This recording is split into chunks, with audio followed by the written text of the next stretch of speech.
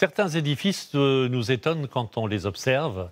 Ils nous étonnent soit par leur architecture, soit par leur originalité.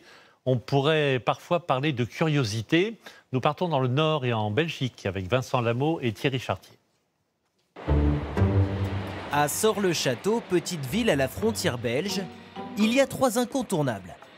La place de la mairie et son kiosque, Philippe le boucher, et puis l'église Saint-Pierre et son clocher. Vous ne remarquez rien? Eux si. Il n'est pas droit, hein. Il penche quand même, quoi. Ça nous semble un peu bizarre que ça bouge pas plus que ça, quoi. Hein? C'est intriguant. On l'imagine mieux comme ça, ce clocher. Notre belle église. Thérèse, elle, s'y est habituée à cette curiosité. Elle a habité pendant 30 ans au pied du clocher et a vu passer de nombreux visiteurs. Il y a beaucoup de gens qui viennent le voir. Donc, c'est l'attraction du pays. Il tient depuis des siècles, alors il tiendra encore longtemps, je crois. En plus de son travail, Thérèse s'est même occupée d'ouvrir et fermer l'église tous les jours. Voilà.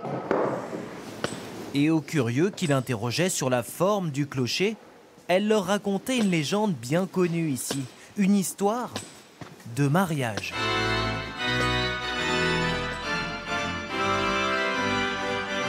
Les filles de Sort n'étaient pas très vertueuses. Quand elles se mariaient, elles avaient des enfants et une fois, une vierge est rentrée à l'église. Et alors le clocher, étonné de voir cette fille qui est rentrée, c'était inhabituel, il s'est penché pour la regarder. Le fait, il ne s'est jamais relevé. Une vierge qui se mariait? Étonnant pour les habitants du village, pour le clocher aussi. Alice, elle, nous raconte une autre histoire. La guide va nous donner des clés pour comprendre cette inclinaison de 6 degrés. Une hypothèse est évoquée. Ce clocher qui date de 1611 a été un jour fortement endommagé. Il y a eu un boulet de canon en fait lors d'une attaque qui aurait atteint un côté de la tour. On aurait réparé trop hâtivement avec un bois trop vert qui a travaillé, qui a continué de sécher, mais en séchant, le bois il se rétracte et il travaille. Et donc ça aurait créé cette inclinaison. Une idée impossible à vérifier aujourd'hui. Le mystère, c'est ce qui plaît aussi de l'autre côté de la frontière, à Bruxelles. Sur la Grand Place, un détail sur l'hôtel de ville intrigue. Tu vois là, hein, c'est pas en équilibre. Et la hauteur non plus. Et le mur est beaucoup plus large par ici que de l'autre côté. L'architecte s'est trompé, c'est simple. Voilà. Oui, c'est ça, la porte, il faut la décaler. La porte un peu plus sur la droite. C'est vrai que c'est mieux comme ça. Cette anomalie a donné lieu à une légende. Christophe est historien, il la connaît très bien. Voici ce qu'on raconte. L'architecte, en découvrant son erreur, se serait jeté du beffroi. Une histoire totalement fausse. L'architecte n'est pas l'auteur de la base de la tour, du beffroi d'origine, et aussi parce qu'il est mort de mort naturelle, et, assez âgé mais de mort naturelle.